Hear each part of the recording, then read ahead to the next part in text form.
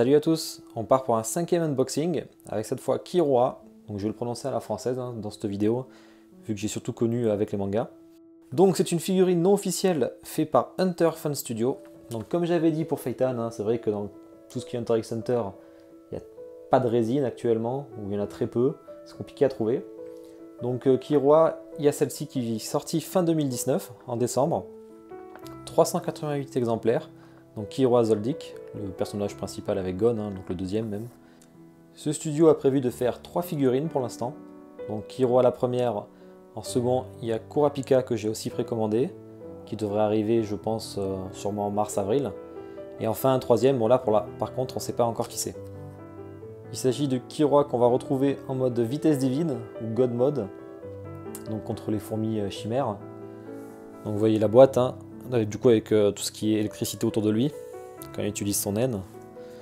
Donc boîte assez simple, Hunter Fan Studio. Voilà, je pense pas qu'il y ait des exemplaires écrits, non, il n'y a rien dessous. Voilà. Allez, je vais ouvrir ça. Alors, on se retrouve avec plusieurs blocs de mousse. Donc je l'avais déjà dit, souvent sur le nom officiel, ils mettent tout dans de la mousse et non du polystyrène. Bon après ça dépend. Donc il va y avoir plusieurs étages. J'ai déjà ouvert une fois pour vérifier qu'il n'y ait pas de casse quand même. Donc le premier où il y a le corps et la tête. Ensuite le second où il y a les éclairs. Et le troisième où il y aura la base. Allez, je vais séparer tout ça. Donc voilà, le premier bloc avec la base. Ensuite on a tous les petits éclairs et les pierres qui l'évitent, qu'il faut rajouter à la base. Et enfin le corps, la tête et le logo Hunter x Hunter. Bon, c'est un peu long à monter, on voit qu'il y a beaucoup de petites pièces. Bon, c'est pas très compliqué, mais bon, il faut déjà trouver où les mettre. Alors ce que je vais faire, c'est que je vais tout sortir, pour pas que la vidéo soit trop longue. Et vous voyez, c'est bien protégé. Moi, j'ai eu aucune casse là-dedans. Alors voilà tout ce qu'il faut assembler. Donc, je vais vous montrer ça. Alors ce qui est marrant, c'est qu'il donne un peu de pâte à fixe. Donc est-ce que ça serait un aveu pour dire il y a quelques parties qui tiennent moins bien que d'autres? On va voir ça. Donc on a des pierres qui l'évitent. On voit avec les éclairs. Donc, je confirme, ça c'est bien du PVC. Le logo. Le corps. Alors ça je vais vous l'approcher. Voilà le corps. Donc s'il y a plein de trous dedans, c'est normal. C'est là où on met les éclairs. Les chaussures violettes, qui n'était pas le cas au début. Alors si vous voyez un peu de pâte à fixe ici, c'est parce que j'en avais mis pour mieux que ça tienne. Mais en fait, il n'y en avait pas besoin pour le coup. Voilà, on va regarder la tête. Voilà la tête. Tête que je trouve plutôt réussie.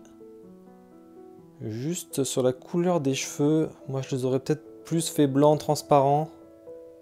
Pour faire plus la notion d'électricité. Je vous mets une image pour comparer, vous allez voir. Bon, sinon les yeux sont plutôt réussis. La tête est quand même assez imposante, les cheveux prennent de la place. C'est assez piquant. Bon, elle n'a pas été cassée, donc tant mieux. J'ai pas de pointe avec toutes ces petites pointes qu'il y a là en plus. C'est vraiment les cheveux style manga là. Allez, on va commencer à assembler. Quoique, avant d'assembler, je vais quand même vous montrer sous la base.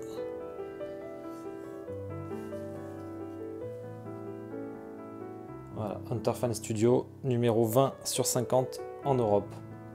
Oui, donc comme c'est du non officiel, il y a quand même très peu d'exemplaires. Ça, je vous en avais parlé, c'est assez courant. Allez, on passe au montage. Donc pour le corps, c'est assez facile. Il y a une tige en plus pour pas que ça bouge. C'est là que j'avais mis un peu pâte à fixe, parce que je trouvais qu'il penchait un peu à droite. Mais en fait, c'est normal, j'ai regardé. Donc du coup, ça servit à rien que j'en rajoute. La tête, pas de problème pour que ça rentre, ça tient bien. Et après, ça va commencer à être un peu plus compliqué. Donc le caillou avec une petite tige en fer, il se met là. Et on voit qu'il y a encore un trou, donc ce sera pour un éclair. Par contre, je sais pas lequel. On va mettre les pièces les plus simples en premier, faut faire par déduction. Hop. Les éclairs avec une petite pierre.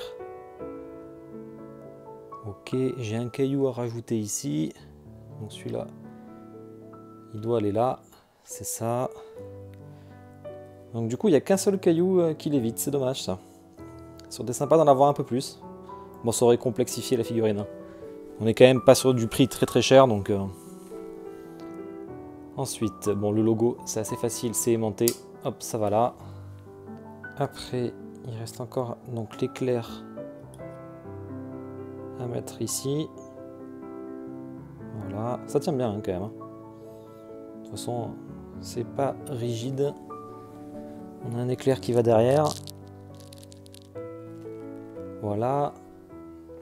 Faut que je regarde ceux qui n'ont pas de tige en fait, ceux qu'on met sur la base. Voilà, comme celui-là. Voilà, on va passer au corps. Donc cette fois, il faut prendre ceux avec une tige en fer. Donc il y a cet éclair là qui va, c'est le seul qui va dans le dos. Bon, je l'ai déjà monté une fois, hein, donc afin que la vidéo aille quand même plus vite. Après, il faut jouer avec les formes hein, pour trouver le bon éclair qui va où. Hop, l'épaule. Allez, la deuxième épaule. Voilà. Et enfin le bras. Allez, je vais la placer sur le plateau. Voilà, c'est installé. Donc comme vous voyez, avec le pack de Blu-ray, on voit le God Mode. Donc vous voyez les cheveux quand même, ça aurait été sympa d'avoir des petits éclairs comme on voit là. Un peu plus d'effet de blanc. Bon, il y avait quelque chose à faire quoi. Ensuite pour la taille, j'ai pris un manga pour comparer. Voilà, donc j'avais noté 30 cm de hauteur, 23 cm de largeur et une profondeur de 20 cm. Allez, je vais vous la faire tourner un peu et après on la verra plus en détail.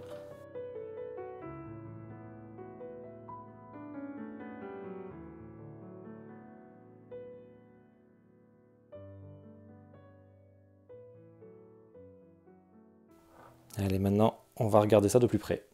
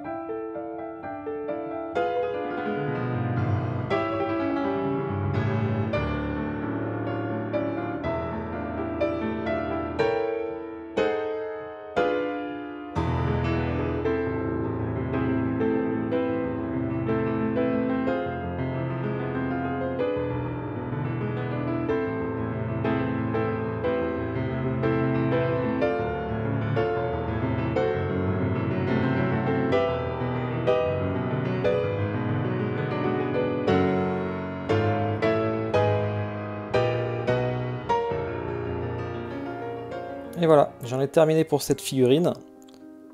Donc, comme je vous l'ai dit, il y avait 388 exemplaires. Bon, je suis plus trop sûr de ce chiffre, hein. C'était pendant les périodes de préco. En tout cas, ce qui est sûr, c'est qu'il y en a 50 exemplaires en Europe. Donc j'en avais eu pour 155 € plus 55 € de frais de port, soit 210 €, pas de douane. Donc maintenant, elle est sold out partout, donc c'est un peu compliqué à trouver.